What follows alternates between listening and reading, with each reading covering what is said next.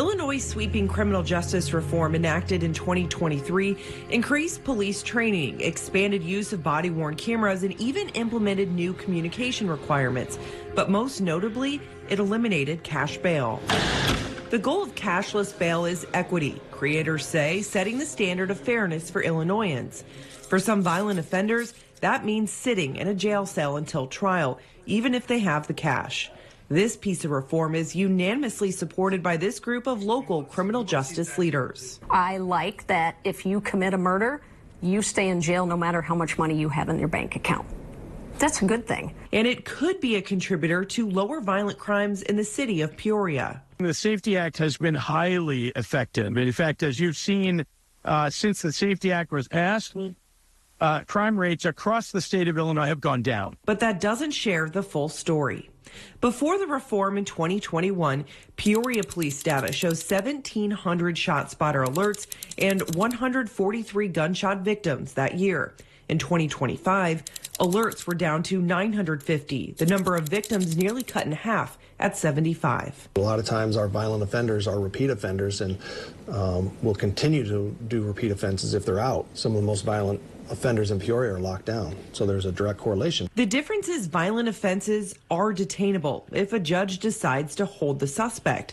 Charges like murder, armed robbery, even selling meth are just some of the things that could keep people locked up before their trial. But retail theft, criminal trespassing, and fleeing are not. Countywide, retail theft increased 200% in just 3 years. I think we're up over 1,600 more bookings than we were back in like 23, so that's a lot of work. That's a lot of cops off the street transporting those people to jail. In 2022, pre-Safety Act, the Peoria County Jail saw 6,092 bookings. In 2024, the first full year of the reform, that increased by 24% to more than 7,500 bookings.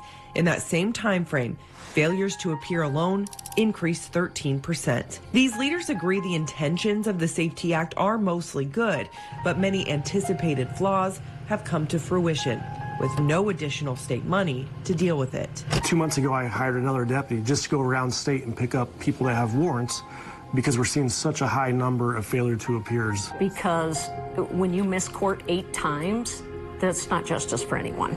We want a more just system, and in that arena, it's not. As the Illinois General Assembly is in session, there are some suggested amendments to the Safety Act. Sheriff Chris Watkins made his pleas public, which garnered support from his peers, suggesting an expansion of detainable offenses to allow judges more discretion on who's kept behind bars. We just want more discretion from the judges to make those decisions on some of the lower offenses. The repeat habitual offenders are a problem if they don't fall into that violent category or threat to community. Second, he suggests restoring bail eligibility for certain offenses to ensure compliance. Just letting somebody out with a court date, we've already proven it's majority not successful doing that. And these local leaders suggest the cashless bond system isn't making society safer and at times hinders people from resources inside lockup.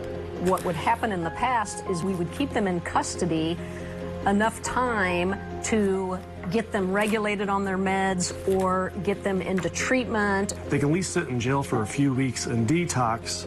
We can give them some resources. And finally, Sheriff Watkins supports reinstating daily credit toward bail to incentivize good behavior. While the governor has signaled his open mind to changes, there has been zero indication that actual proposals are in discussion. However, there have been calls by his gubernatorial opponents to repeal the act altogether. I think that the Safety Act does a good job of violent offenses and the body cam warrants. So I would not be in favor of totally recalling the Safety Act. I mean, I don't care if they want to recall it and call it some different name, as long as those provisions stay in there. I like to see the hybrid where the judge can detain somebody if he wants to, he or she wants to, and then the low levels, I don't know what else you can do to get teeth in the game besides cash bail. The deadline for state lawmakers to introduce a bill or amendments is next Friday, February 6th. In Peoria County for 25 News,